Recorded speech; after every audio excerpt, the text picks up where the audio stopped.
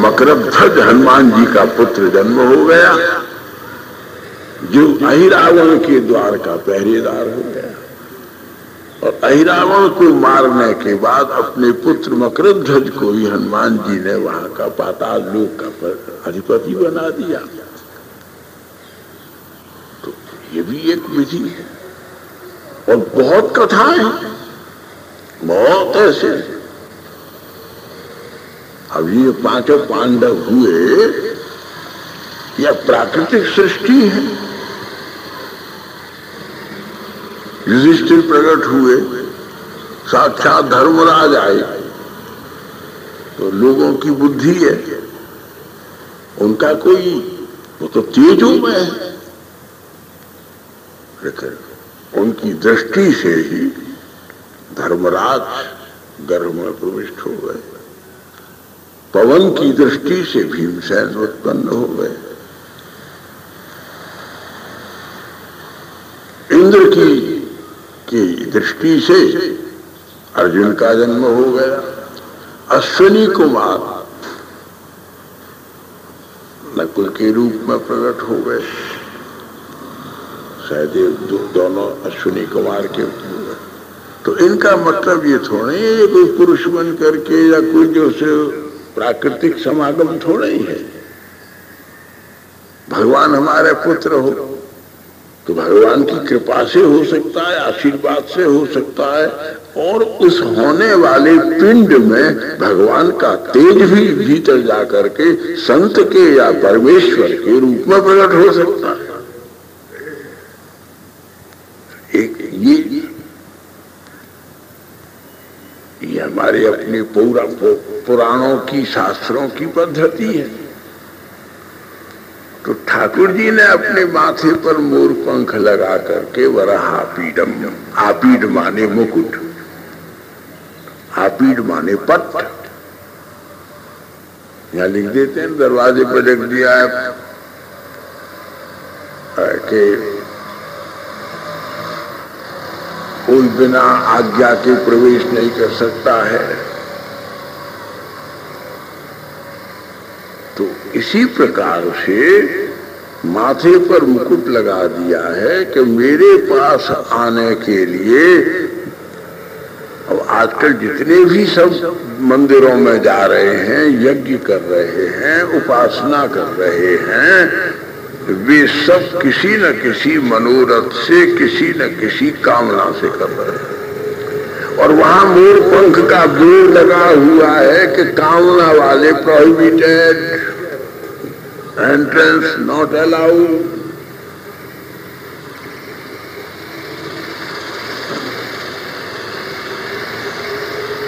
अगर तुम्हारी कामना की है तो मुझे क्यों काम करते हो? कुतवाल का काम राष्ट्रपति से क्यों कराना चाहते हो? भैरव के पास जाओ, देवी के पास जाओ, इंद्र वरुण कुबेर यम के पास जाओ। इतना तो मेरा स्टाफ है, इतने तो डिपार्टमेंट हैं, इतने तो ऑफिसर्स हैं, कहीं जाओ। इतना अगर हमने प्यार करके, अब हम बुलाते हैं आओ, तो हमने तुमको बुलाया है कि कृष्ण कथा सुनने के लिए, कृष्ण भजन करने के लिए आओ, और तुम आते कहते हो कि सानू कोई महाराज एक 10 लाख रुपया मिल जाए कल तो तुम्हारी बड़ी कृपा हो जाए, तुसी सिद्ध हो। बोले असी अगर 10 लाख रुपया दे सकते तो वृंदावन से काय को आते तुम्हारे पास।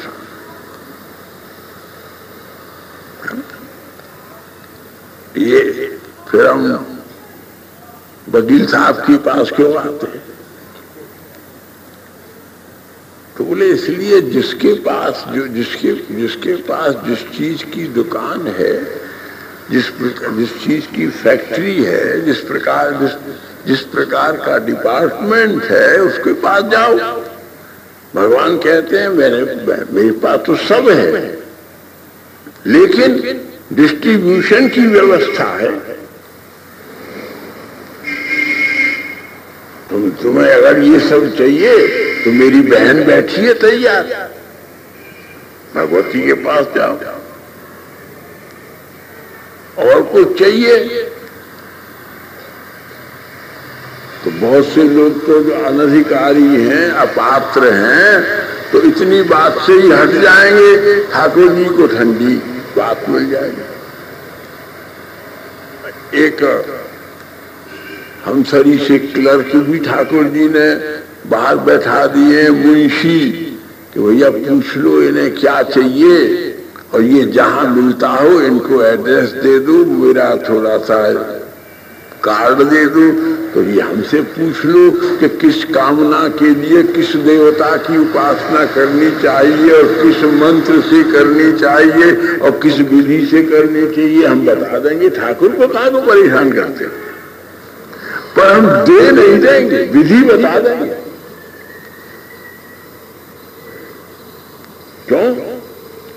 भागवत की द्वितीय स्कंद में भगवान ने डिपार्टमेंट कायम कर दिया है, ये करने से ये मिलेगा, ये करने से ये मिलेगा, ये करने से लेकिन अगर तुम भजन करोगे तो तुम्हें ये नहीं सोचना पड़ेगा कि तुम्हें क्या चाहिए और मैं तुम्हें क्या दूं, मैं ही देख लूंगा तुम्हें क्या चाहिए, किसमें तुम्हारा हित है और मैं ही दे दूंगा। अकामो सर्व काम,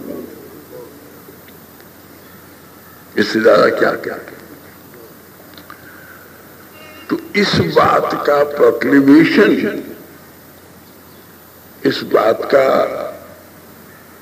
जो है, उसके लिए ठाकुर जी ने, नंद बाबा तो बहुत अमीर हैं, जिनके दरवाजे पर नित्य रत्नों का नंदोत्सव होता है, लुटते हैं। लाला की एक एक मुस्कान के ऊपर बाबा 100-100 हीरों के आभूषण वितरण कर देते हैं, है ना।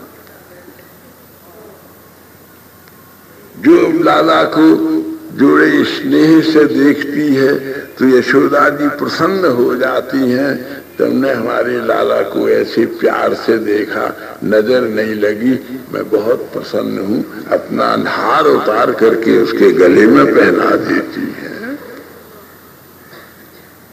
वात्सल्य रस।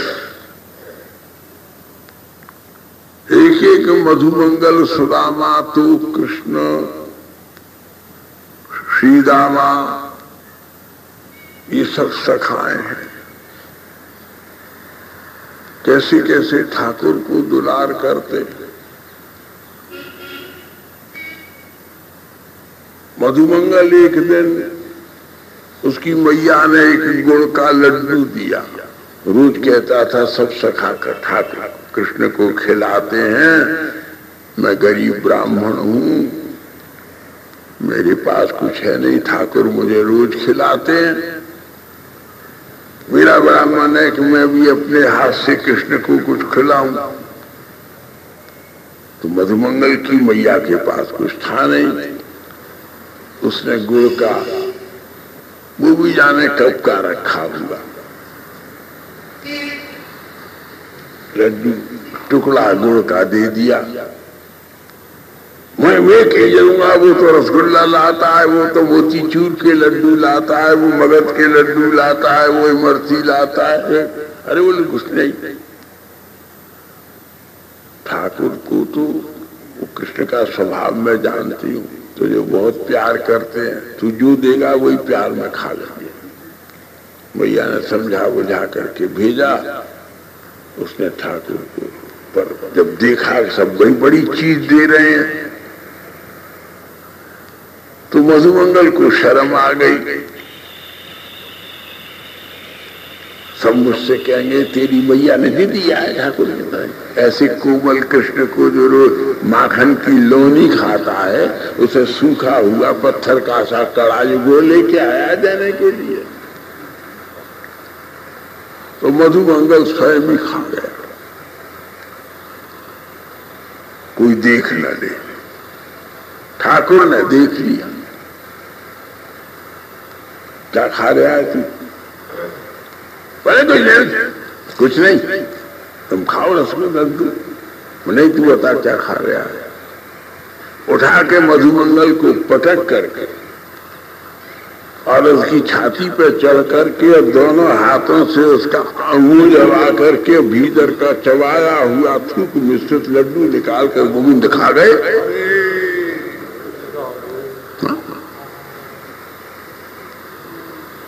उस समय आकाश में खड़े थे ब्रह्मा जी। ये कैसा ब्रह्म,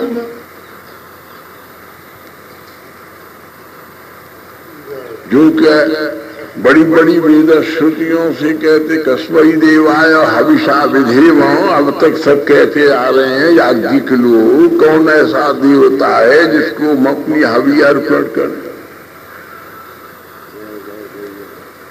हविषा विधेमो, और वो ये ब्रह्मा जी का जी घबरा गया। रूप बालक का थूक मिश्रित तो ठाकुर जी प्रसन्न हो गए। फिर वो अलग लीला चली गई। उन्होंने बछड़ाओं को, गौओं को केवल यह जानने के लिए कि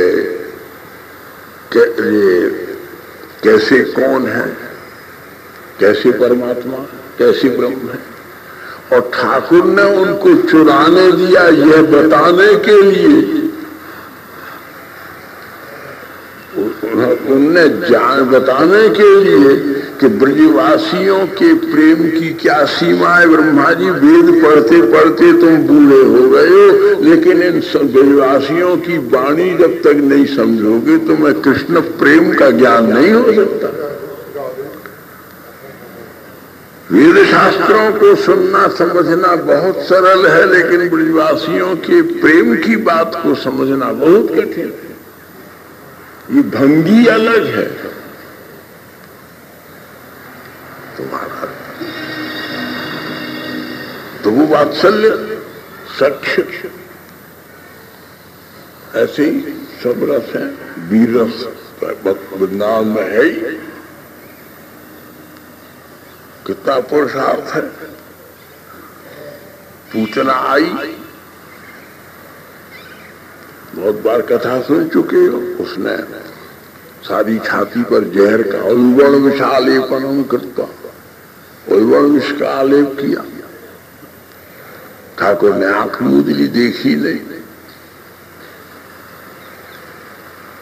लेकिन जब उसमें श्री कृष्ण को पालने में अंगूठा चूसते हुए देखा तो वृंदावन के प्रभाव से, ब्रज के प्रभाव से कृष्ण के प्रति उसमें वात्सल्य प्रकट हो गया। और आई थी जहर पिलाने के लिए, लेकिन उसे ये ध्यान ही नहीं रहा कि मेरे स्तन में जहर लगा हुआ है। उसके वात्सल्य से उसके थनों में से, उसके स्तनों में से दूध की धारा छूट पड़ी। उसने पागल होकर के पूतना को उठाकर स्तन मुख में दिया तो ठाकुर ने दूध पिया। बच्चे को दूध पीने में कोई आनंद नहीं आता, पेट भरता है, लेकिन दूध पिलाने में मैया को कितना आनंद आ रहा है, उस आनंद में पूतना पागल हो गई। तो इसलिए किसी ने फिर बकासुर आए, अघासुर आए, व्योमासुर आए, तृणावर्त आए, वीर रस सबको मल युद्ध में मार दिया। सख्य रस, दास्य रस, वीर रस, श्रृंगार। वीर रस के 4 हैं, इनसे बड़ा कौन? मल्ल युद्ध में कौन, दान करने में कौन, दया करने में दयावीर, दानवीर, कौन धर्म करने में धर्मवीर, कौन युद्ध करने में युद्धवीर, और सबसे बड़ा वीर क्या है? कांतवीर। एक को नहीं तृप्त कर सकता। इनकी दृष्टि मात्र से ब्रह्मांड तृप्त हो जाता है। इतना रस, इतना पौरुष। तो रस विग्रह, कृष्ण रस विग्रह, लेकिन भाव अपना अपना। तो मयूर पंख के रूप में ठाकुर ये कह रहे हैं कि वो जो मोर है उसका प्यार वेग से बहुत है, लेकिन ये बादल बड़ा क्रूर है, ये उसे ज्ञान नहीं है। एक तो उसमें जीवन ही नहीं है, किससे प्यार कर बैठी। जो मुर्दा है, जो भाप है, पानी की विकृति है, तो जिसके भीतर भयंकर बिजली की कौंध है, पहाड़ों के शिखर टूट जाते हैं, जहां गिरते हैं कितने मकान गिर जाते हैं, पानी में आग लग जाती है। तुम जलाने वालों से प्रेम करते हो, जो ऊपर से ही खाली मेघ है और जो ऊपर से ही खाली गर्जना करता है, मुंह तरसता रह जाता है, तरसता रह जाता है, और बादल गरजता हुआ बिजली गिराती हो। जो गरजते हैं वो बरसते नहीं हैं, कहावत भी है। बिजली आए तो सावन भादों का बादल हो तो अलग बात है, लेकिन प्रातः मेघाडंबरम, शरद ऋतु का बादल, शरद ऋतु का बादल, शरद ऋतु इसीलिए कि बादल तो आते हैं लेकिन बरसते नहीं है, एक बूंद भी नहीं बरसते, गरजते बहुत है, बिजली बहुत कड़कते हैं। बोले शरदभ्य, इन शरद के बादलों से पानी मांग रहे हो। शरद के बादल नहीं होते, लेकिन विपरीत, मैं हूं तो शरद ऋतु में विहार कर रहा हूं, लेकिन मैं ऐसा बादल हूं जो केवल गरजता नहीं हूं, धुआंधार बरसता हूं। और मैं जब बरसता हूं तो फिर उस मेघ के लिए, फिर बादल के लिए मोर तरसता है, लेकिन मेरे लिए जो तरसता है वो जीवन में मौत और मृत्यु के और जन्म के तरंगों वाले इस भव समुद्र को पार कर जाता है। इसलिए तुम एक भूल मत करना। बस एक वाक्य कह करके कथा विश्राम करते हैं कि देखो, तुम सबको सब कुछ दो, कपड़े दो, खाना दो, पीना दो, जीवन दो, कोई गरीब कन्या हो उसके ब्याह में दो, कुछ मुझे कोई आपत्ति नहीं है। लेकिन अगर कभी तुम्हारे मन में कोई संकल्प आए कि मुझे कुछ दो, तो देखो मेरे पास और कुछ देने से मैं, ठीक है, तुम्हारा मनस्तोष हो जाएगा, तुम्हारी तृप्ति हो जाएगी, लेकिन मुझे अपेक्षा नहीं है। मैं तो केवल तुमसे मांग रहा हूं कि मुझे देना हो तो अपना मन देना हो। ये मन किसी और को मत दे देना, क्योंकि और तुम्हारे मन में अपनी वासनाओं के, कामनाओं के ऐसे सारा तुम्हारा अमृत शोषण करके, यौवन शोषण करके, रूप शोषण करके, शरीर शक्ति करके तुम्हें हड्डी का कंकाल बना करके बुढ़ापे के घूरे में पटक देंगे, तुम्हें कुछ मिलेगा। तब बैठे हुए हैं, कार्टून हो गए, अपने एल्बम देखें तो हम भी देखें, कभी हम कुछ थे, आज क्या है। मृत्यु की ओर दौड़ते हुए दीपक की लौ की ओर दौड़ता हुआ जैसे पतंगा, ऐसे ही मृत्यु की ओर दौड़ते हुए पतंगे के समान हम जीर्ण होकर के दौड़ रहे हैं। बोले ये ऐसा बूढ़े बनो और इस पतंगे की तरह इस चिंताओं के, काम की अग्नि में, क्रोध की अग्नि में चलो। मेरी बात मान जाओ, मैं त्रिलोकी का स्वामी होकर के भी तुम्हारे आगे नाचता हुआ, तुम्हें रिझाता हुआ बंशी के द्वारा, और तुम्हारे आगे तुम्हारी माखन की लौनी मांगता हुआ। माखन की लौनी क्या है? माखन मो नो अक्ष दृष्टिया हरतीति। माखन जो अपनी आंख से बार बार कह करके ला माखन दे दे तो सास तो समझे कि माखन मांग रहा है, दे दे दी। बहू सब चाह रही है कि अरे तू नहीं समझ रही क्या मांग रहा है, ये माखन नहीं मांग रहा है, जो कह रहा है कि तेरा माखन का सा जो मन है वो मुझे दे दे। उनको लगते हैं भाई, और हम भी यही दलाली करते हैं। स्टाउट्स क्या करते हैं, वो भी दलाली करते हैं, हम भी क्या करते हैं, या अपने एजेंटों को भेजते हैं, असिस्टेंटों को भेजते हैं कि जाओ इससे कहो पागल न बने, बहुत सुंदर है, अपना मन ठाकुर को दे दे। नारद जी बूढ़े याद करते हैं, रुक्मणी जी के पास पहुंचे, रुक्मणी तुम बड़ी सुंदर हो। तो बोले तुम्हारे बुढ़ापे में क्या हो गया है तुमको, इतनी मेरी प्रशंसा कर रहे हो, जैसे कामी पुरुष करते। बोले अपना मन दे दे। रुक्मणी कहते देखो रुक्मणी, किसी को मन मत दे देना। तो बोले तुम्हें दे दूं? बोले मैं क्या करूंगा, ला दे दे। तेरा बहुत मन है तो तू डायरेक्ट नहीं देना चाहती तो इनडायरेक्ट दे दे, मैं पहुंचा दूंगा। लेकिन गुरु को मन देना इनडायरेक्ट है, वो पहुंचाएगा तो वही, लेकिन डायरेक्ट क्यों नहीं तू दे। तो रुक्मणी जी ने नारद जी के कहने से अपना मन गोविंद को दे दिया। तो स्वयं आकर के गोविंद कितनी बड़ी सेना का ये काम क्रोध लोभ मोह मद मात्सर्य अहंकार आसक्ति की सारी सेना को पराजित करके ये परम वीर कृष्ण तुम्हें अपने साथ ले जाएगा, हरण कर लेंगे। हरण करना भी एक रस भी है। रावण ने सीता का हरण किया तो आज तक पुतला जलता है, और कृष्ण ने रुक्मणी का हरण किया तो आज तक उत्सव होता है, जयकार होता है। तो चेतना की, तो इसलिए आज इतना ही कि मोर पंख धारण करके ठाकुर ये कह रहे हैं कि ये भूल मत कर, जो हम बूढ़े कर चुके हैं और पछता रहे हैं, और लठिया के बल चलते हैं और बिना दांत के पोपले हो करके खा भी नहीं सकते हैं, हमारी तरह से तुम लोग भूल नहीं करना।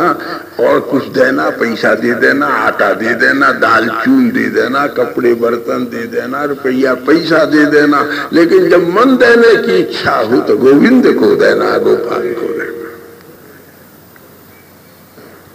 ये बड़ी बात है। इसलिए बरहा पीडम, फिर आगे की बात कल करें।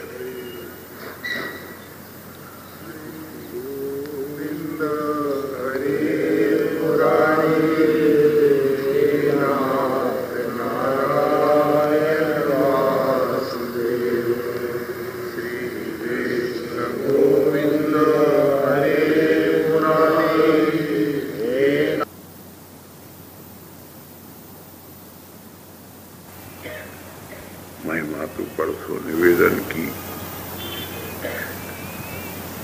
कि विद्यार्थियों के मुख से इस श्लोक का गान सुन करके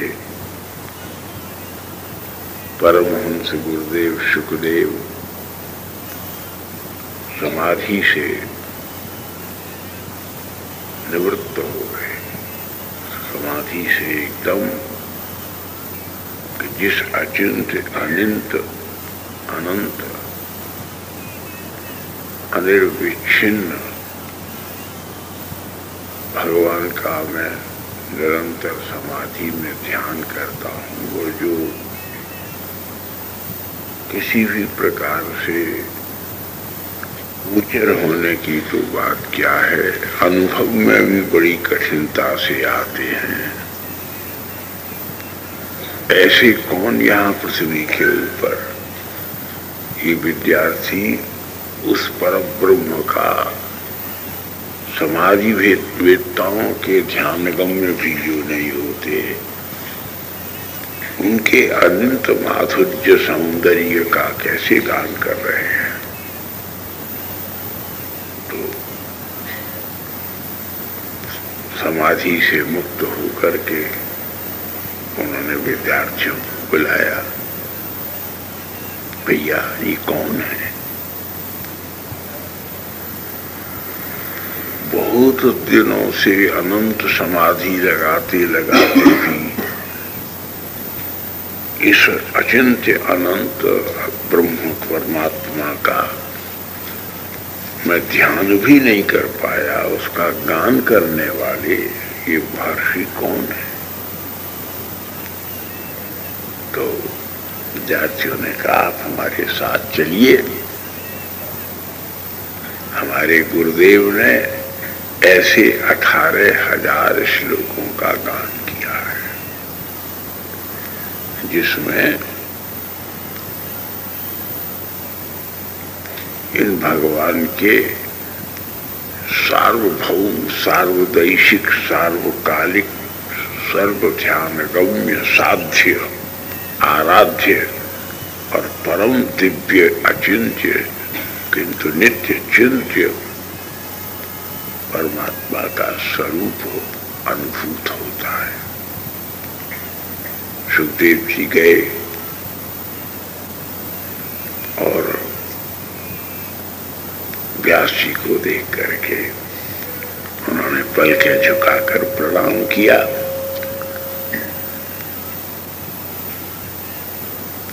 बोले, ये किसके स्वरूप का वर्णन आपने किया है? बोले, उसी अविच्छिन्न ब्रह्म का, जिसके ध्यान के लिए तुम उन्मत्त हुए हो और मुझ वृद्ध पिता को छोड़ करके और सारे विश्व प्रपंच से निवर्तमान वृत्ति से तुम वन में चले गए हो, तुम उसको मुझसे पढ़ो।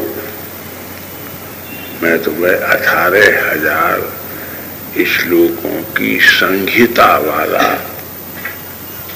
यह वेदांत वेद्य परमहंस संहिता का प्रबोध कराता। सब जगह व्यास जी ने कहा कि मैं तुम्हें पुराण पुरुषोत्तम का अनुभव कराता हूं। केवल श्रीमद् भागवत ही एकमात्र ग्रंथ है जिसमें मैं तुम्हें परमहंस संहिता का प्रबोध कराता हूं। और वो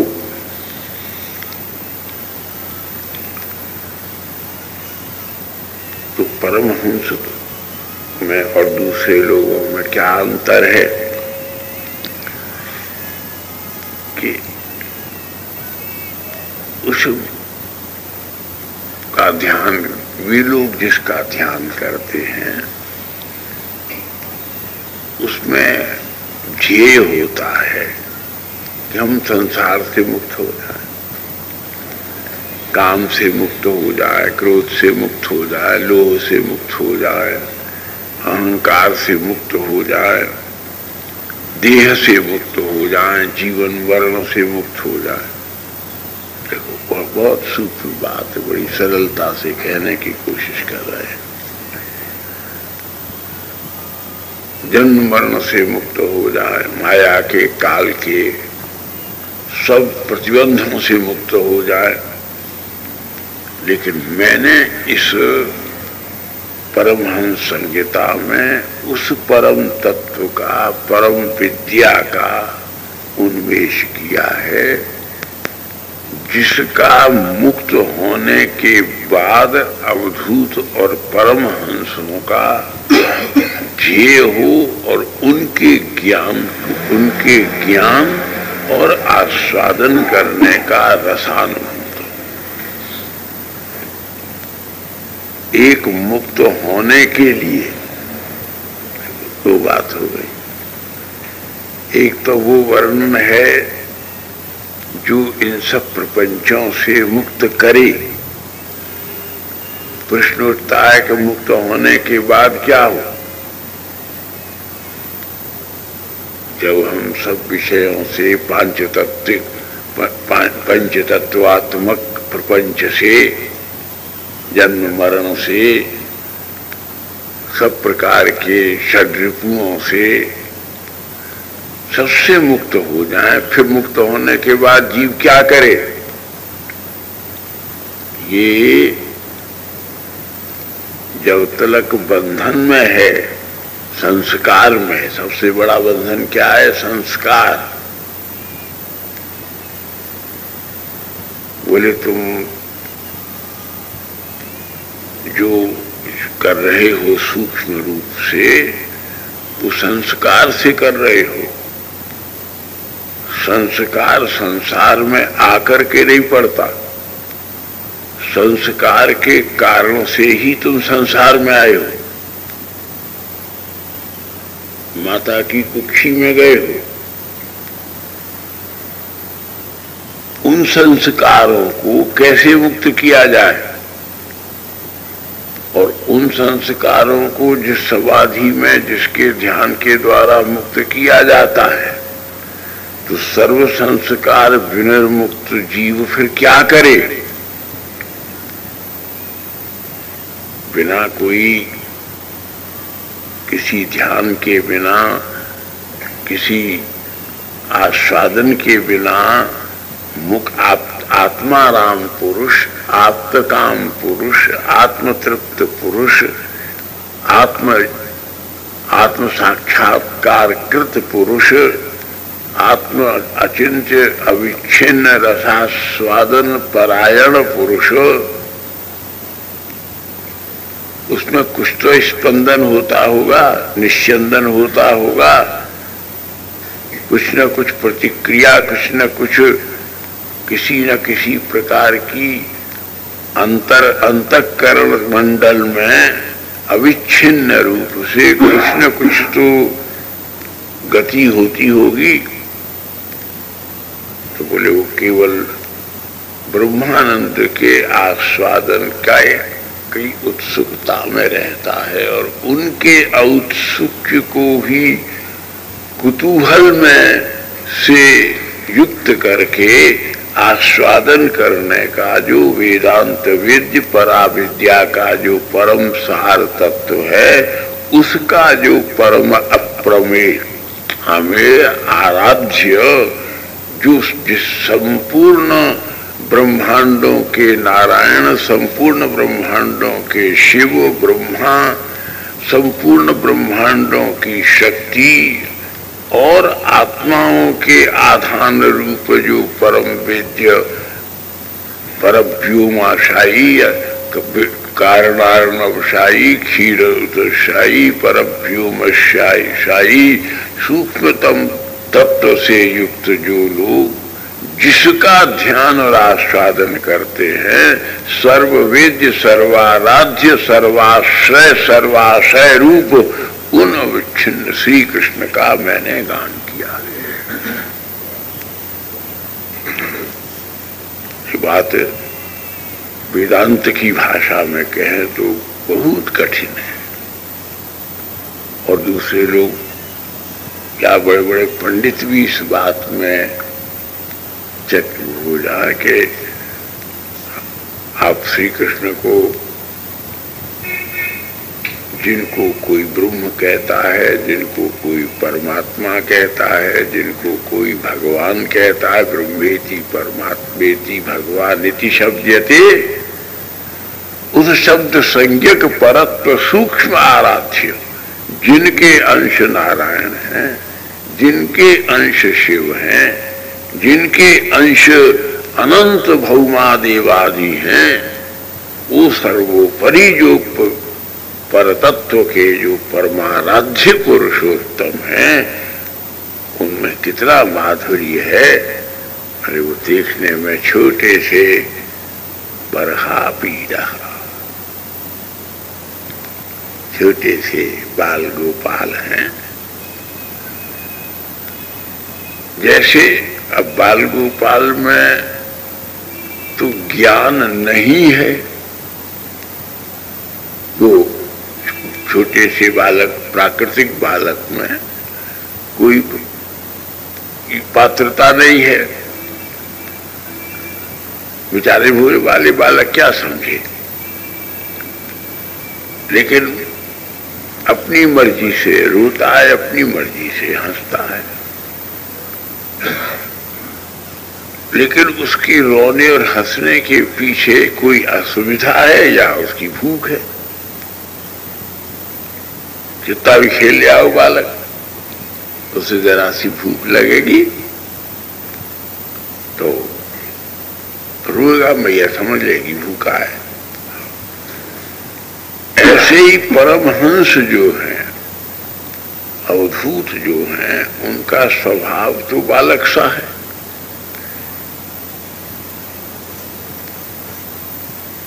श्रीमद् भागवत के 12 स्कंध में महर्षि मार्कंडेय ने जिन बाल स्वरूप गोपाल का दर्शन किया, अनंत महासागर में एक बट के पत्र पर बैठे हुए अपना अंगूठा मुख में दे करके चूसते मुस्कुराते हुए जिन सर्व प्रलय के और उद्भव के आदि कारण हैं, वेदांत विद्य जो परम तत्व हैं, ज्योतिर्मय चिन्मय अविच्छिन्न अनाहत, अंगुष्ठ चोषण करते हुए मार्कंडेय ऋषि को दिखे श्री कृष्ण के रूप में वही सर्वाराध्य बालक यशोदा जी के आंगन में प्रकट होकर के और लीला करते हुए अवधूतों को दर्शित होते हैं। और अवधूत किस रूप में उनके उस अत्यंत सूक्ष्म रस का आस्वादन करते हैं, उसी का समास्वादन कराने के लिए मैंने तुम्हें समाधि से निकाल करके रस में लाने के लिए श्रीमद् भागवत संहिता की रचना की। श्री बालम गोपालम शिरसा भजामि बटस्थ पत्र। तो इसलिए अब वो उनका कैसा है, अब शब्दों के द्वारा उस तत्व को बांधा जाना तो संभव नहीं है। ये जो भगवान का श्लोक है, ये केवल इसलिए है कि खूब इसका चिंतन करे जिनके ये आराध्य हों, जिनके ये इष्ट हों, और फिर उसका अनवरत समाधि में ध्यान करे। ध्यान कहते हैं चित्तैकतानता ध्यान। पातंजलि योग दर्शन में जो योग शास्त्र है सबसे बड़ा, उसमें ध्यान की परिभाषा है कि चित्त की संपूर्ण वृत्तियां। अब समाधि में यही बड़ा कठिन है जानना, हमारे चित्त की सूक्ष्म वृत्तियां कहां कहां फैली हुई है, इनके भीतर किस किस जन्म के अनुभव भरे हुए हैं, किन किन शास्त्रों के स्वाध्याय करने के परिणाम से कौन सा अत्यंत सूक्ष्म चिन्मय सर्वोपरि ज्ञान की किरणें भरी हुई हैं। तो एक तानता सब में से उन ध्यान की वृत्तियों को खींच करके, बहुत बड़ी बात है। लाखों वर्ष का तप लग जाता है, हजारों वर्ष की योग समाधियां लगती हैं, तब कहीं जाकर के कोई दुर्लभ मार्कंडेय जैसे महापुरुष शिव भगवान गौरीनाथ कैलाश पर बैठे हुए कितने निरुद्विग्न हैं, कितना ध्यान है। पार्वती जी उनके बाएं अंक में बैठी हुई है, स्वभाव से चंचल है, दिखा रहे हैं में बैठे हैं और संपूर्ण सौंदर्य का आधान जिनमें है, संपूर्ण कामनीत्व के रूप सौंदर्य लावण्य माधुर्य लालित्य लीला से युक्त जो हैं, वो कितना चुलबुलापन और चंचलपन करती हैं, फिर भी हजारों वर्ष की जिनकी समाधि में एक पल भी किसी प्रकार की चंचलता का विक्षेप का उदय नहीं होता है, वो उन शिवादिकों के समाराध्य फिर ये चाहते हैं कि कभी कभी अगर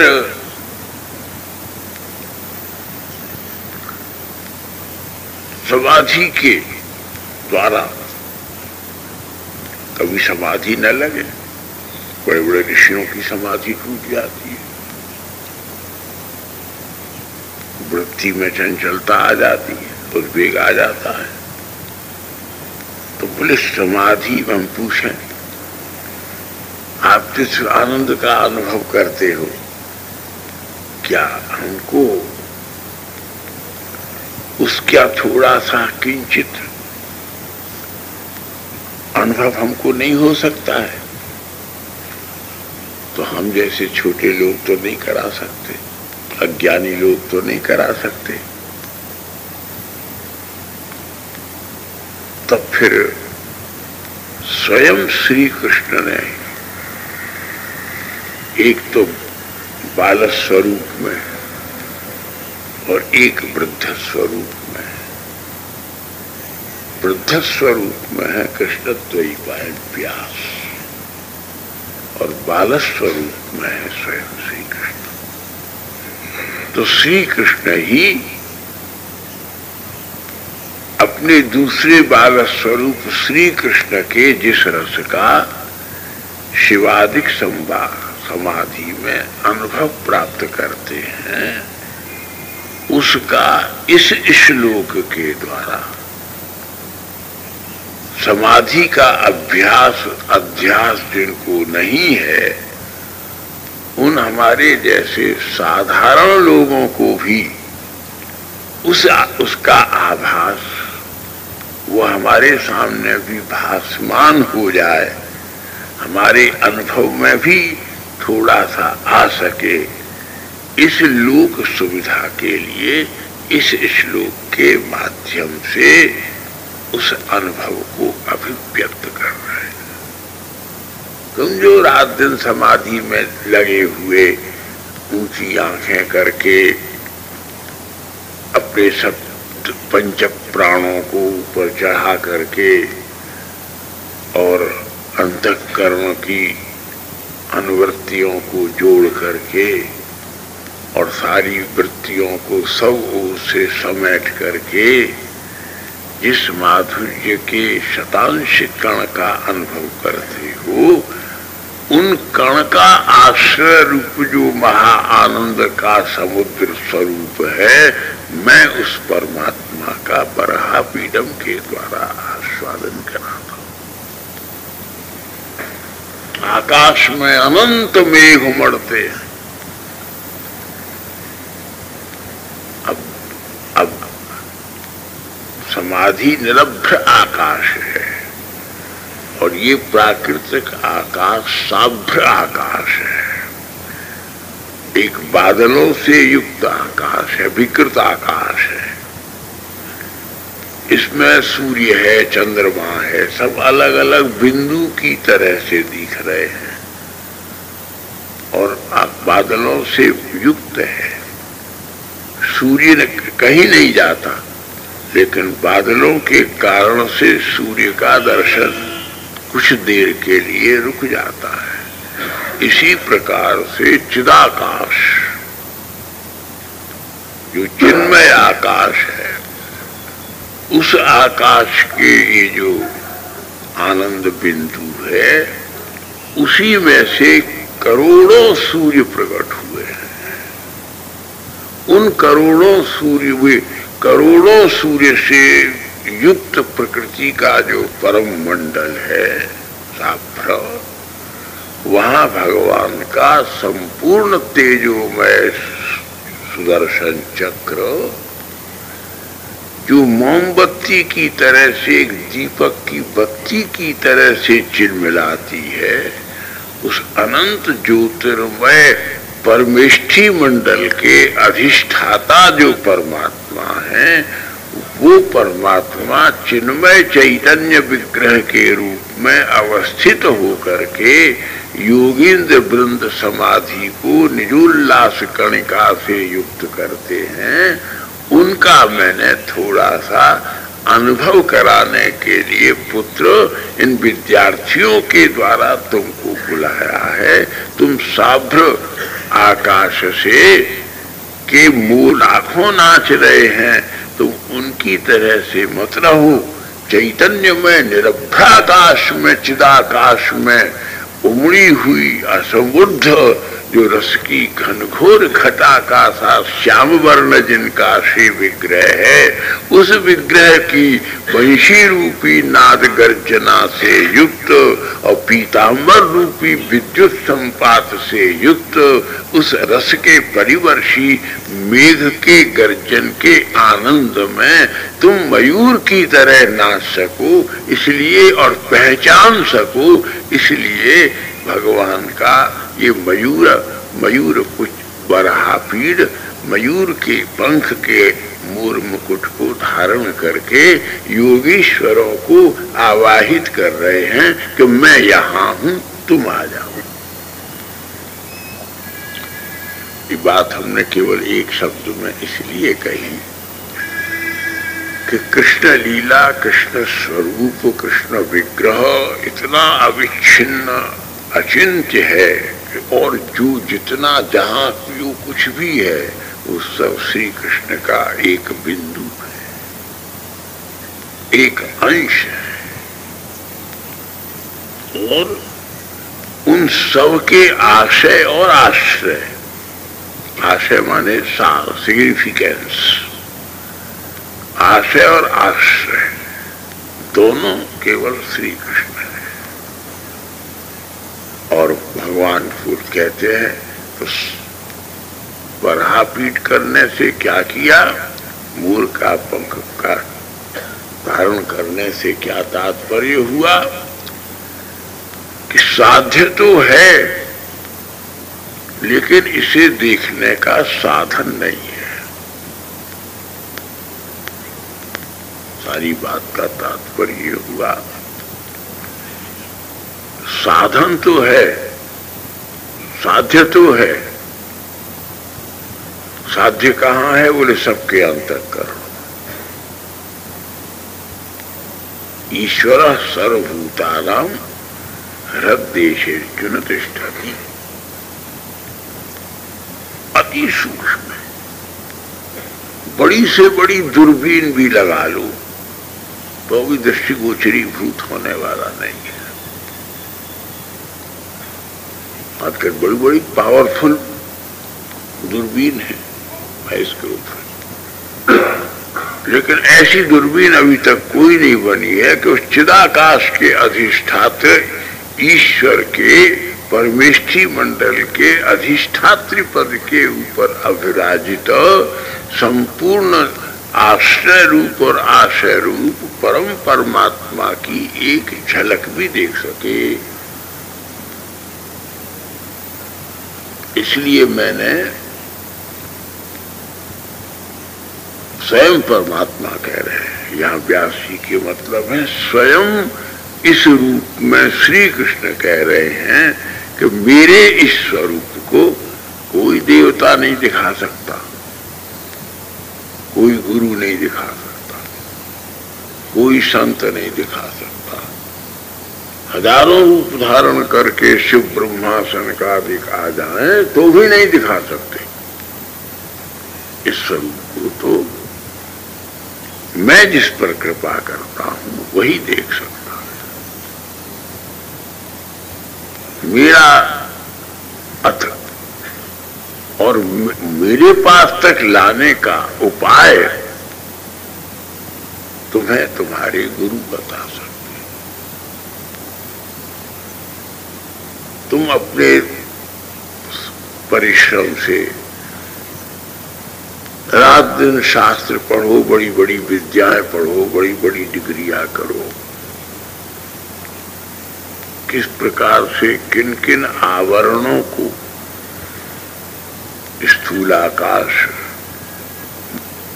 महदाकाश, चैतन्याकाश, सूक्ष्माकाश, इनमें एक एक में 3-3 लोक, 14-14 भुवन, एक एक सूर्य, एक एक चंद्रमा, इतने तारागण, प्रत्येक में एक एक शिव, एक एक नारायण, एक एक ब्रह्मा, एक एक महदाकाश, चिदाकाश, दिव्याकाश, एक एक महाशक्ति जो अनंत शक्तियों के रूप में सरस्वती, लक्ष्मी, सब आदिक अनेक अनेक शक्तियों के रूप में विद्यमान है। ऐसे करोड़ों ब्रह्मांडों का जो परम दिव्य, जिस सूक्ष्म शब्द ब्रह्म में तिरोधान, अवधान और उद्भावन है, उसमें जिस परमात्मा, जिस आनंद स्वरूप में विराजते हैं, उनका यह वर्णन है। व्यास जी, तुम्हें कैसे हो गया? तो उसका एक ही जवाब है कि मैं इस समय 2 रूपों में जगत में भासमान हो रहा हूं, अनुभव हो रहा है। श्री कृष्ण का हमारे शरीर की तरह से दर्शन नहीं होता है, केवल अपने कृपा पात्र भक्तों के अंतःकरण के दर्पण में उनका अनुभव होता है। इसकी कोई आलोचना नहीं कर सकता। जो लोग गोपियां क्या है, गोपियां वही है, जैसे सूर्य की किरणें है, जैसे समुद्र की लहरें है, ऐसे ही गोपियों का मतलब है कि उस महदाकाश के अधिष्ठात्र परमात्मा के अनंत ज्योतिष स्वरूप की ये सब किरणावली है। राधा जी क्या है? बोले इसी परमष्टि मंडल के अधिष्ठाता चैतन्य ब्रह्म की साक्षात चिन्मयी सर्वात्माओं की अविधान रूप आत्मा है। राधा शब्द का अर्थ है आत्मा। किनकी आत्मा? बोले परमेष्ठि मंडल के अधिष्ठाता पुरुष रूप की परमा आत्मा। अब बिना संपूर्ण प्रकार के आपको कम से कम इसलिए सुनने का लाभ है, समझ तो हमको भी नहीं आया। विधिवत वेदांत पढ़ने पर भी तो सबसे बड़ा शास्त्र वेदांत है। वेदांत उत्तर मीमांसा है, भागवत वेदांत का भाष्य है। भागवत तो कोई कथा कहानी तो नहीं है। कथा कहानी जैसे हमारी सुविधा के लिए व्यास जी ने वहां के लीला विहार का संक्षिप्त किंचित दिग्दर्शन कराया है, एक झलक दिखाई है। वो झलक कहां देखें? बोले भागवत।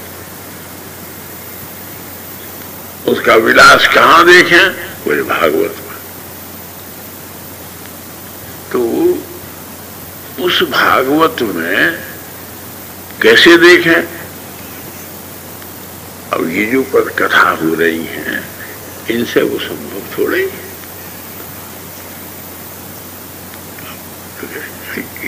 यही तो कहने में तो बड़ा बात भी मुंह तक नहीं आ रही, कोशिश करके भी। तो इनमें थोड़ा ही है। इनमें तो खाली एक ललक पैदा हो सकती है कि हम उसकी झांकी देखें, लेकिन वो झांकी कैसे देखो, ये हम आपको झांकी नहीं दिखा रहे हैं। भागवत का स्वरूप और इसकी महिमा जो अपने गुरुजी से, कैसे गुरुजी से कि जो इतने इतने पानी में पौष के जाड़े में, अभी तो जाड़ा शुरू हुआ है, इतने इतने जमुना जी के जल में खड़े होकर के एक पैर से बिना ग्रंथ के 12 अध्याय का नित्य पाठ करते थे। फिर भीगे हुए शरीर से 90 वर्ष की अवस्था में अपने आसन पर बैठ करके हम कुछ विद्यार्थियों को पढ़ाते थे और आशीर्वाद देते थे। उनके प्रसाद से उर्ण होने के लिए, उपार्जन के लिए नहीं, कलेक्शन के लिए नहीं, बड़ा अपराध है।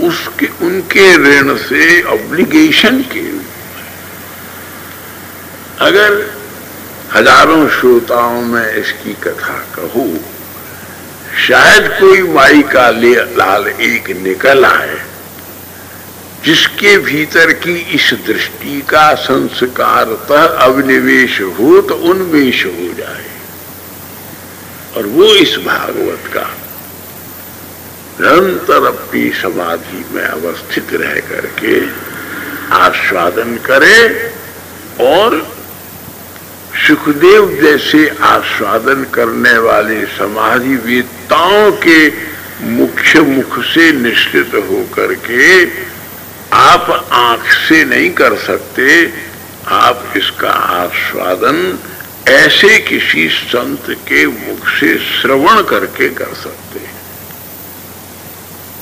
श्रवणात् श्रवण। इसलिए थोड़ा सा 5-7 मिनट सुभाष बैठे हैं, इसको तो एक एक अक्षर को प्रणाम करो। पांडित्य से हमने व्याकरण पढ़ी है, हमने न्याय पढ़ा है, हमने मीमांसा पढ़ी है, हमने सांख्य पढ़ा है, हमने वेद पढ़े हैं, हमने उपनिषद पढ़े हैं, हमने ब्राह्मण पढ़े हैं, शतपथ पढ़े हैं, इस अभिमान से ये नहीं आ सकता।